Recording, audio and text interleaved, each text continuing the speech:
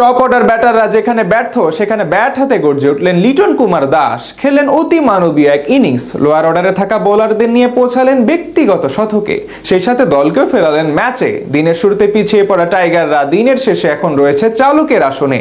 প্রথম দিনে লিটনের অসাধারণ ব্যাটিং এবং টাইগারদের পারফরমেন্স নিয়ে বাকিটা জানবো এই প্রতিবেদনে।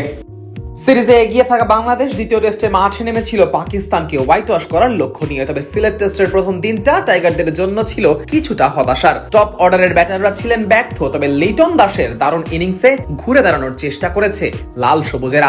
এদিন টস জিতে বাংলাদেশকে ব্যাটিং এ পাঠান পাকিস্তান অধিনায়ক শান মাসুদ। সিলেটের আকাশে মেঘ থাকায় এবং পিচে পেসারদের সহায়তা থাকতে পারে এমন ধারণা থেকেই এমন সিদ্ধান্ত নেয় সফরকারীরা। সফলতা পেতেও খুব একটা অপেক্ষা করতে হয়নি পাকিস্তানকে। ইনিংসের দ্বিতীয় বলেই প্যাভিলিয়নে ফিরে যান ওপেনার মাহমুদুল হাসান জয়। মোহাম্মদ আব্বাসের অফ স্টাম্পের বাইরের বলে খোঁচা মেরে স্লিপে ধরা পড়েন এই ব্যাটার। প্রথম ধাক্কার পর অভিষিক্ত তানজিদ হাসান কিছুটা আগ্রাসী ব্যাটিং করে রান তোলার চেষ্টা করেন।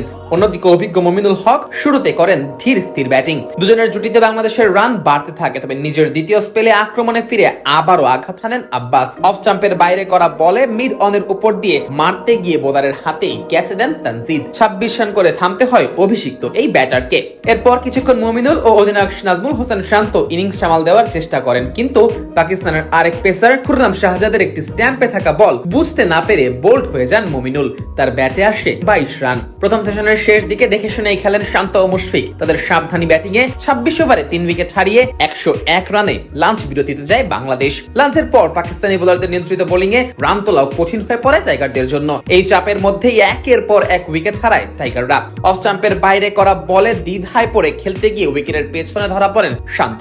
29 রান করা এই ব্যাটারের উইকেট নেন সেই আব্বাসি। এরপর পেসার খুররাম শাহজাদের বলে এলবিডব্লিউ হন মুশফিকুর রহিম। যদিও রিভিউ নিলেও আম্পায়ার্স কলে আউট বহাল থাকে। মুশফিকের ব্যাটে আসে 23 রান। বিপদ আরো বাড়িয়ে দেন মেহেদী হাসান মিরাজ। শর্ট বলে হুক করতে গিয়ে ডিপ ফাইন লেগে ক্যাচ দেন এই ব্যাটার। তার ব্যাটে আসে মাত্র 4 রান। ফলে 116 রানেই 6 উইকেট হারিয়ে বিপদে পড়ে যায় টাইগাররা। এই অবস্থায় দলের হাল ধরেন wicket keeper batter Liton Das. তার সঙ্গে যোগ্য সঙ্গ দেন স্পিনার তাইজুল ইসলামও। লিটন অবশ্য বেশিরভাগ বল নিজেই খেলেন এবং তাইজুলকে যতটা সম্ভব কম স্ট্রাইক দেন। কখনো কখনো ওভারের প্রথম বলেও সিঙ্গেল নেননি তিনি, যাতে তাইজুলকে স্পিনারদের বেশি খেলতে না হয় এবং ইনিংস বড় করা যায়। বাজে বল পেলেই বাউন্ডারি মারেন লিটন। ধীরে ধীরে জুটি বড় হতে থাকে। আর কোনো উইকেট না হারিয়ে চা বিরতিতে যায় বাংলাদেশ। চা বিরতির পর অবশ্য তাইজুলকে বিদায় করেছেন সাজিদ। 16 রান করে বোল্ড হন এই ব্যাটার। তাসকিনও বিদায় নেন ব্যক্তিগত 7 রান করে। তবে ততক্ষণে ব্যক্তিগত 50-এর দেখা পেয়ে যান লিটন কুমার দাস। এরপর ধীরে ধীরে পাকিস্তানি বোলারদের উপর চড়াও হতে থাকেন এই ব্যাটার। প্রথম 93 বলে 50 স্পর্শ করা লিটন পরের 50 করতে খরচ করেন মাত্র 42 বল। ফলে 135 বলে পূর্ণ করেন নিজের ক্যারিয়ারের 6ষ্ঠ সেঞ্চুরি। যদিও ব্যক্তিগত 126 রানে থামে লিটনের ইনিংস। শেষ পর্যন্ত বাংলাদেশের সংগ্রহ দাঁড়ায় 278 রান।